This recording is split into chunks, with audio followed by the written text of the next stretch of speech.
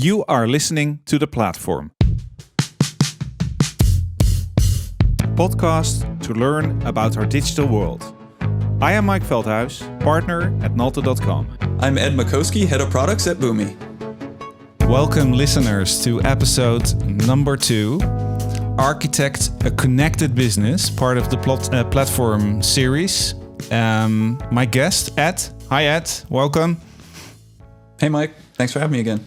And we ended our first episode talking about being the cool guy at the party.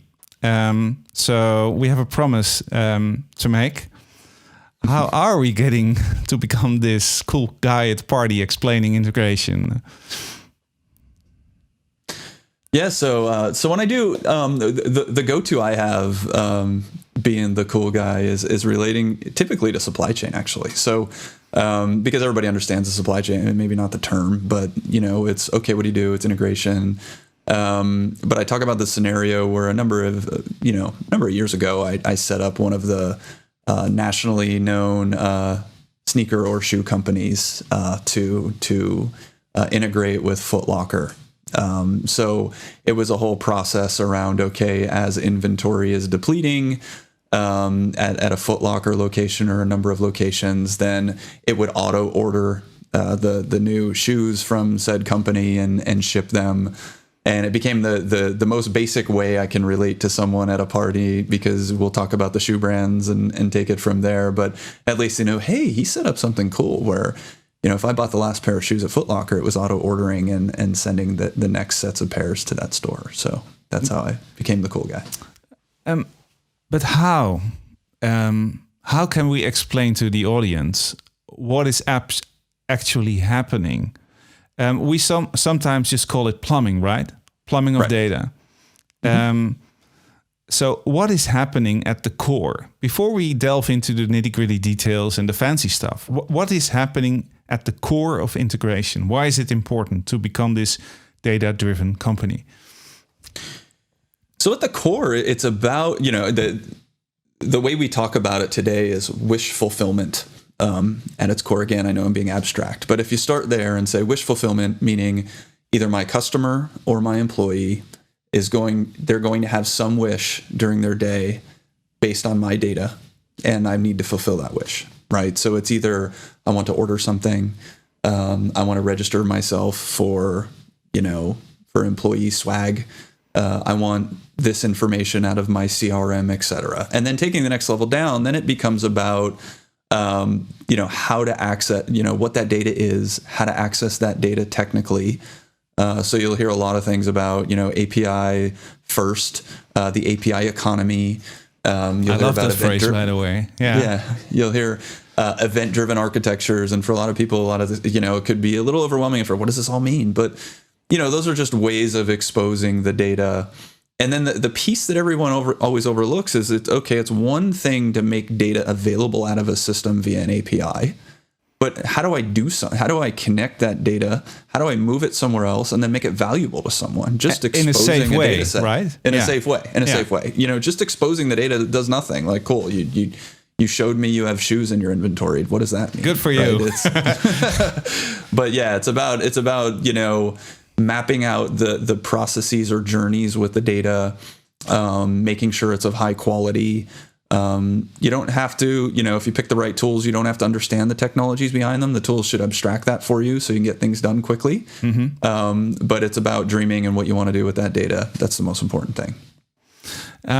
Is it still stuff that's being done by IT people, or are we way more into the business creating this value?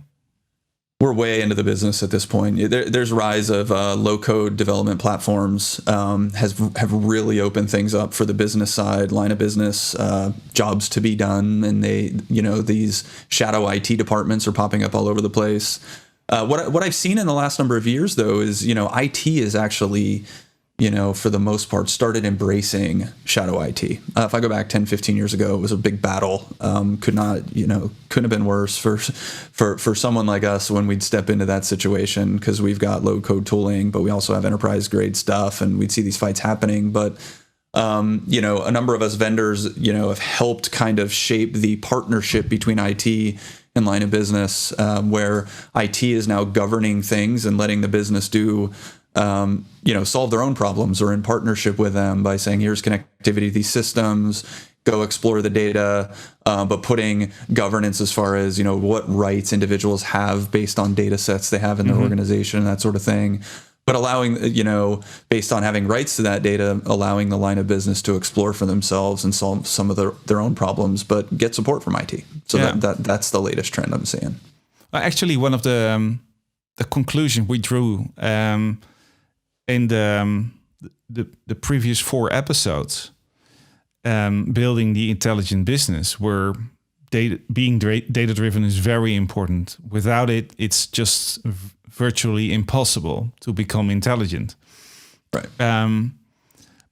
But one of the conclusions was that there is a great opportunity for the IT department to actually make this happen. And that it at times moved a little bit too far into the business, because you still need like a mindset that understands the IT and the logic behind it. And if you align this, so if we get it a little bit more back into the IT space without losing sight of the business value, that's of course extremely important. It's far more a win-win situation, For the plumbing, you need IT people. For building the value on top of the plumbing, you need IT people as well. Is this something you experience in the projects that you're seeing as well? Yeah, absolutely. Because, with the rise of low-code platforms, the danger in IT not being involved is, this mess of spaghetti integrations or data sprawl within your organization, so on and so forth. If you just have the line of business running with it, you run a risk of just nobody's trying to do this on purpose, but when people don't understand from an IT perspective what they're trying to, what they're doing, what the plumbing should look like, that they'll just run and just solve problems haphazardly. So we typically, we'll start sometimes with IT, or we start with line of business. Either's okay. You solve problems. Typically when we engage a customer, we're solving an immediate need.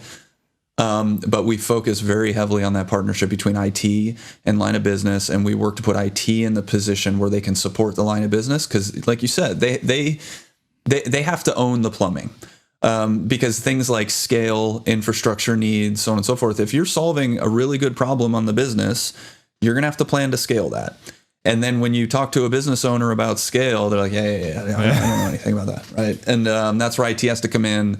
And the last thing you want is to have something architected that can't scale but showing value. And as soon as it needs to scale, IT is caught off guard and unable to help in an immediate way, because then it becomes IT's fault. Why didn't they know about it?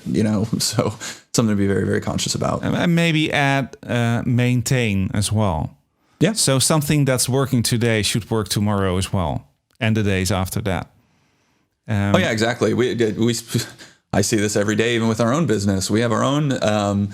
We have our own sales engineers, salespeople, even business people that use our own technologies and go and build some business process themselves that's supporting some other colleague or team, and then they leave. And then it's well, who's supporting that? IT never heard of it. What's going on? So yeah, you've got it, and maintenance and also, the business person may solve it for some very specific use case, and people see potential, but then they may get in over their head as far as how much they can solve, or the time they can dedicate to solving a broader problem.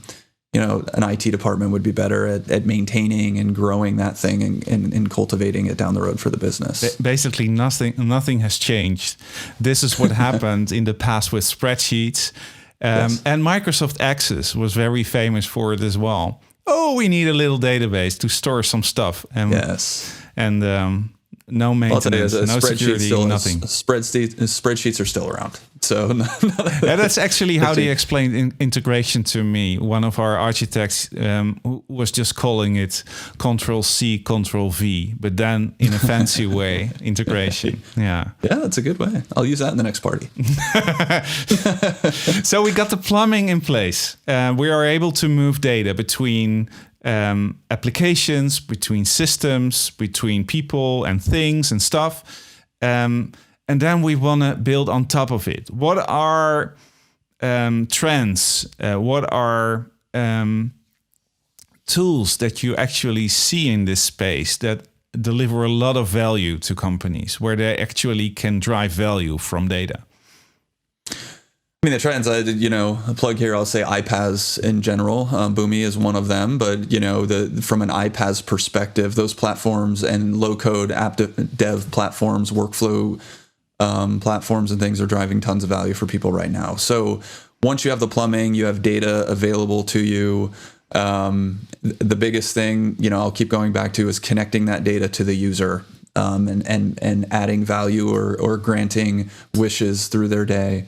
So and things are changing very quickly, which is why low code platforms are even more important, right? So if you're going to build workflows on data or data sets, or you're going to build what we call integrated experiences between applications. So sometimes a process has to span fancy. Yeah.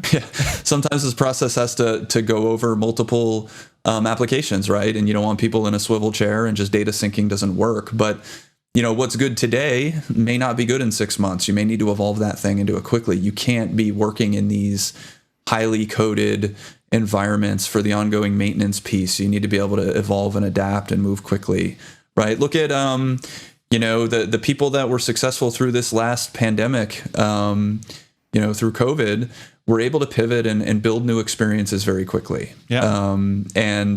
They had the plumbing in place, they had access to their data sets, and they had integrations running. But when you look at when governments started offering loan programs for small businesses, and these banks needed to pivot very quickly to offer a non-in-person experience, but something where they're working with folks, and it's mostly local banks. The big banks around the world were okay here, but the small banks, they had these technologies. They were able to deploy them very quickly and service their customers without having to come indoors. Those are the types of things you need to think about now that we've kind of been rocked with the pandemic, and think, okay, I need to transform my business digitally, right? And I need to, make this data available to my end users where they're at, wherever that may be.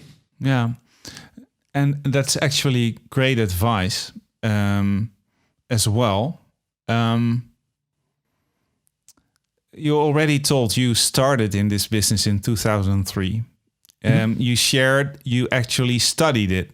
I didn't know there was a study for integration, but it makes sense, right? Is it more popular, by the way, nowadays? You have any idea? Nah, not really. I still think, kids coming through school aren't that interested in integration nowadays. But yeah, they're still at the school I went. They still have degrees focused in similar areas. I just think it's evolved a little bit beyond integration into some more, modern technologies, that sort of thing. I mean, I focused on Corba and some of the older type things, and just database technologies and web technologies and that kind of stuff. But I don't think, at least my school has an integration focus anymore. But still some cool stuff.